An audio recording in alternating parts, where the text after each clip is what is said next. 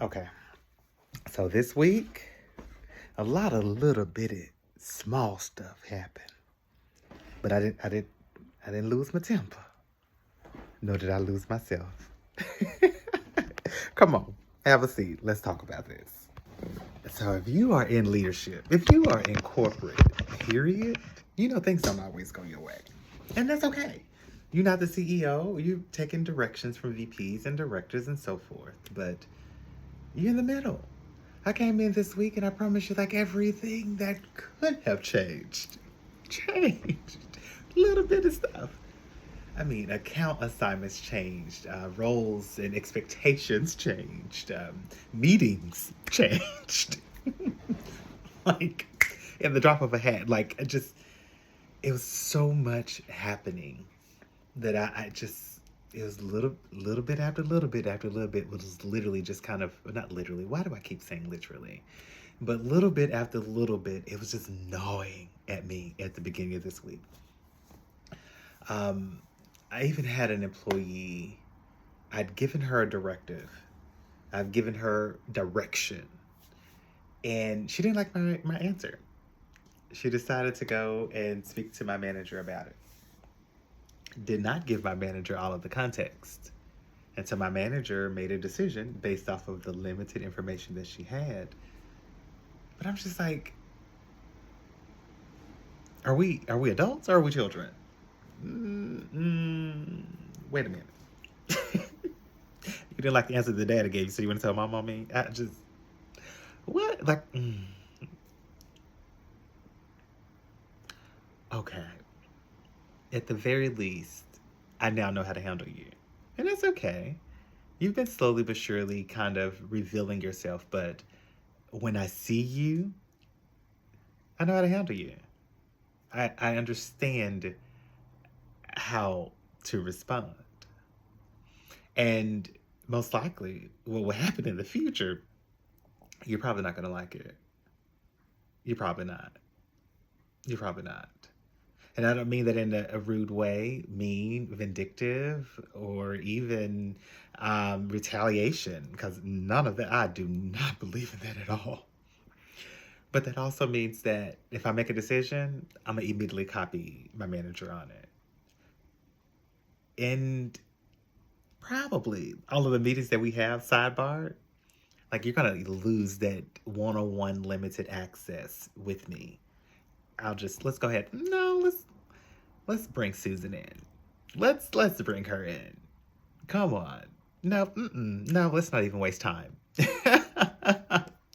Let's wrap this up quickly, okay? So that we're all aligned. In fact, schedule a meeting. We'll talk about this then. No, no, no, no, no. You go ahead and deal with whatever's going on right now in this moment. But to answer that particular problem, before I answer that, schedule a meeting. We're going to go ahead and all align. It's not going to be intentionally, of course, to waste her time, but it will be to cover myself. At the end of the day, I am not going to lose sleep. I'm not going to get frustrated or upset. I'm not even going to try to change the environment or the atmosphere or the world, but I will operate within the department. I will operate with the tools that you give me, for sure. So anyway, it was just little bit after little bit of what's happening. I even had a decision that was made that was 2 levels above me, and I got pushback from some of the things that I wanted to do, which is okay, right? Those things happen. But they put the burden of proof on me to come back and fight this battle so that I can get what I was asking for. Um, but it really had sounded like they had already made their decision. So I literally had to sit down with my manager to say, okay, wait a second. If I do this, like, is there any point? I literally had to say to her, please don't waste my time. If the decision has already been made that this is not going to be approved, then why do I need to go back and find proof for anything?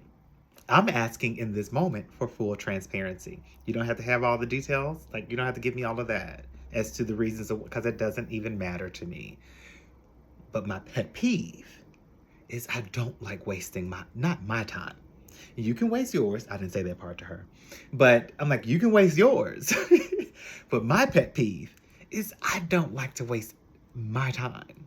And if you've already made a decision or they have already made a decision, then let's go ahead and bypass all of that. I can be moved on to something else quickly. Like I'm a big boy. Like, okay, you said no. Let's go. But it was like a little bit of small thing of, no, I'm going to put it back on him, let him prove that this is what needs to happen, even though realistically we don't need to go there. Girl, I ain't got time for that. Like, I understand the office politics. I understand the world that we live in and the corporate world itself. I got it. Got it. We all are playing a game, so to speak, which is why I pride myself in staying authentic. I pride myself in, like, who you see when you see me is who I am, no matter what setting it is. So whether it's that sassiness, that professionalism, that clap back when necessary, like that strong email that I may have to have Copilot to clean up before I hit send. All of that is me and my authentic self. And so I'm not wearing a facade. Like, I'm not, honey, I don't do the politics like that. That's not how I play the game. Like, I play the game because I realize it is a game, but I play it full out, me. I don't have to have a face for each individual department, or I don't have to have a face for each individual person. What you see is what you get. So let's go. If that's your decision, then fine, let's go. I won't be here to clean up the mess. And I do need to document it that this was my suggestion, that this is what I asked for, and that you said no. Let's because we're gonna stick in facts, because facts will always be facts. Now let's continue to play the game. And so I get it, I understand it, but it was just so many little bitty like things. All like the beginning of the week was just crazy. But it was okay. It is what it is. Things like that happens, you know. Yeah, it is what it is. Even had to have some tough conversations with some employees because again, this is the end of, or not again, but this is the end of the year performance reviews and kind of having to deliver that. And then certain decisions being made where I can't deliver that right now, but I need to deliver it by this time frame, but I need to wait on you to do this. And so you can give and deliver it to this person, but don't deliver it to that. I'm telling you, it was all of that this week. And I don't operate well like that. If you give me a deadline, I'm on my way to meet that deadline. 9 times out of 10, I'm most likely going to beat that deadline. I'm going to give you what you've asked for before that deadline. And so if I'm already ahead of the curve, then, and you're making changes,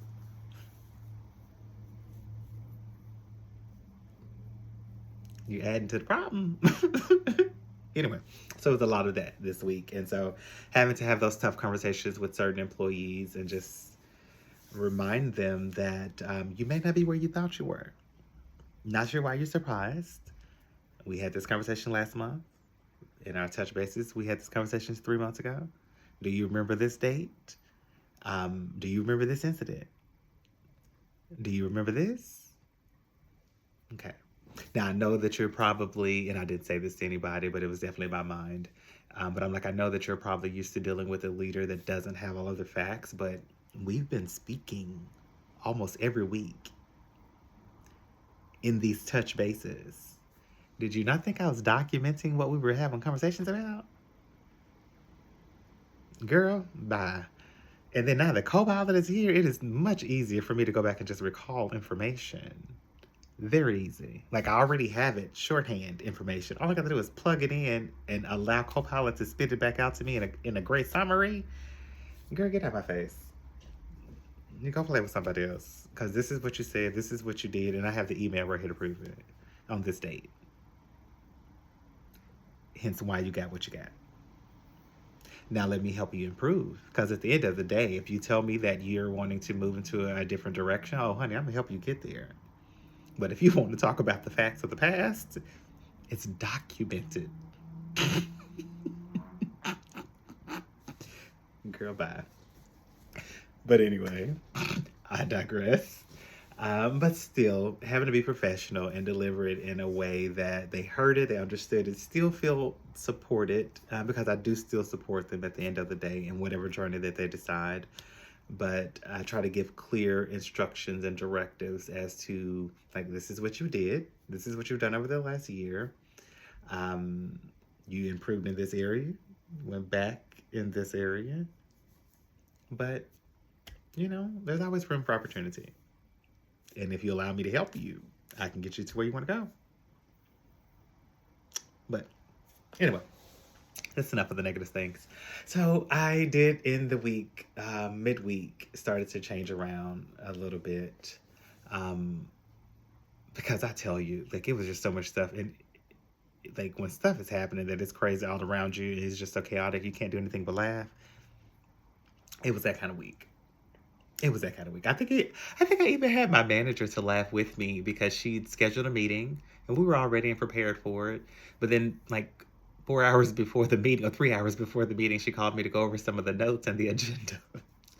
And then she just haphazardly said, "I'm going to be out of the office for the rest of the day." And I said, "Okay, so are you not hosting the meeting? Or were you expecting me to host the meeting?" She was like, "Oh my God." It never even dawned on her that she was supposed to host the meeting. Like, thank you. This is my kind of week. This is my kind of week. This is my kind of week. And I am so grateful that I'm in a place in my life where I can verbally say that your failure to plan will never be my emergency. Because although you're leaving, I'm not going to jump in to save you in that. Like, that was your meeting. I'm not prepared for this. You were supposed to be prepared for this. Like, you forgot that you had something to do. I'm not going to bail you out on this one. Sorry. Not today. I'm not feeling it today. But thankfully, I have a leader that understands that. She accepts it. She's very self-aware. So I could bring that up to her attention. She knew exactly what I was talking about and what was going on. And we both literally we just laughed about the fact that she thought that I was in her mind and reading her mind of me leading that meeting.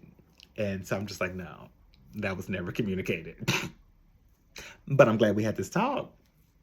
We might want to move that meeting to another day when we're both more prepared. And thankfully she did. But anyway, toward the end of the week, I got a chance to kind of reflect a little bit. There's this IT guy that's in the office with me, and everybody knows you have to befriend IT. Be nice and cordial to IT. They'll shut your stuff off or delay you getting what you need. But he's a great guy anyway. He's not that mean, at least not to me. But I remember talking to some people in the office, and even I was talking to him about it as well. But he reminds me a lot of my husband. And like a lot of their upbringings, like they're just have had some very similar lives. Now mind you, this guy's much older, much older. But so his life, he's definitely lived a lot more. But it just surprised me how familiar his life was with my husband's. But he was talking to me the other day. We ended up speaking for about 45 minutes to an hour. And I was sitting there like, oh my God, like I need to get to work. Like, I got work to do. I need to send these emails out, right? But at the same time, I didn't want to cut him off because although I don't think he's on the spectrum, I do believe that some social norms and cues he missed. And so I didn't want to be rude.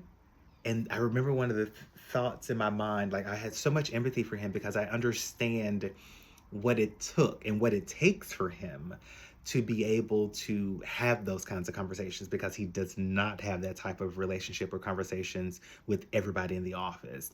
Most people think that he comes off as very mean or rude, but he doesn't treat me that way, right? And so because I follow the rules, I understand him, and I do kind of work within his wheelhouse, right? And I kind of cater to what he needs, even though realistically he's just asking for the right thing to be done. He's just asking for people to typically follow the rules.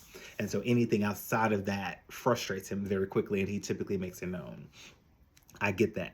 But in this moment, earlier this week, having that conversation with him, I know how much it takes for him to step outside of his comfort zone and have those conversations, nevertheless, to have those conversations with another male. I know that that can be a challenge. And so I had a lot of empathy for him. But then on the other hand of that, I was just like, I felt like I was using him in the relationship, the coworker relationship, because I'm like, I know I'm going to need him in the future. Like, you're IT, dude, I know I'm going to need you. And so I really don't want to cut you off because I know I'm going to need you in the future. Like, I can't be mean to you because I'm going to need you in the future. And so I ended up talking to Chat GPT about this because I was just like, I don't like that feeling. And I got some great reframes, some great correcting about that. And that I'm not using him. I'm not using any of the relationships that I've built within the organization. I have a natural emotional intelligence. And it just simply pays off for me in these settings because I'm having natural conversations, authentic conversations, and like they're just a part of me. And it's almost like a bank account. Like, I'm investing into these conversations, and when it is time for me to withdraw, I'll be able to. And so that's not something I should be sad about or find as a negative, and I don't feel like I'm manipulating. I should not feel like I'm manipulating anyone because I really am not. I'm genuinely having a genuine conversation with you. It just so happens that I will be leaning on that conversation. I will be leaning on that built relationship later on to probably get something I need done. And so I should not feel bad about it. At the end of the day, it's a superpower. It's an advantage. And I am well aware, speaking of someone like him, he has a lot of intellectual sense, a lot. But I don't think he has the emotional intelligence, at least not the way that I do. And so for me, that means that what I do and what I bring to the table, it's special. It's a superpower. It's an advantage. And when you're giving an advantage in a game, you better use it. And so anyway, talking to Chad about it kind of got my mind back on track to reframe that. And so, yeah, it was pretty good. Like that was a good morning. That was a good morning. Because all of that happened in the midst of all of the other little bitty stuff that was still happening throughout the week, where schedules were changing, responsibilities were changing, and I'm so serious. Meetings were changing like almost every 3 hours. Like, more meetings were being taken off, others were being added. Others, it was a lot. This week was chaotic, and I found myself escaping to TikTok like we often do, and all of these content creators started to show up on my newsfeed. And oh my goodness, was that I don't know why that just paused. I don't know what that was. Sorry about that. But yeah, but all these content creators started to show up on my newsfeed from Los Angeles. There's no secret that I want to be there. I want my husband and I to be out there so badly. But they just started to pop up, and they're talking about the Black experience within Los Angeles. And it is amazing to me that a city that large with that much opportunity can suck you in the most positive ways to make you feel and become more of yourself. When you are a fit for the environment, it just something just speaks to you. And I think that would be true for any city that you feel that you're destined to be in. Like, LA is that for me. And to be able to see other Black content creators to talk about their LA experience and knowing that that's where I'm supposed to be, it was really breathtaking. And I enjoy every minute of it. And so I found myself commenting on them. And of course, the more you do, the more the algorithm shows up and sends you more of what you want to see. And I found myself responding to the messages and feeling the vibes of LA. and reading the comments of different people of how they migrated there, or transplants is what they call them, or even the ones that are born and native there, and some of the lingo that they use, and like just feeling the vibes of LA. Oh my gosh. Ending my week with that was the best that I could have ever done. Because at the end of the day, I am still becoming more of myself. Through it all, through all of the little bitty stuff that tries to get under my skin, I'm still showing up my authentic self. And to end my week knowing that LA is calling out to me just as much as I'm reaching and calling out for it, it just encourages me to stay in this authentic body, this authentic sense. And I'm loving it. And so the week wrapped up being more amazing, more awesome than it started. Okay, that's it for me. I guess I'll see you guys on the next one. And I guess we'll all continue to still be becoming. See ya.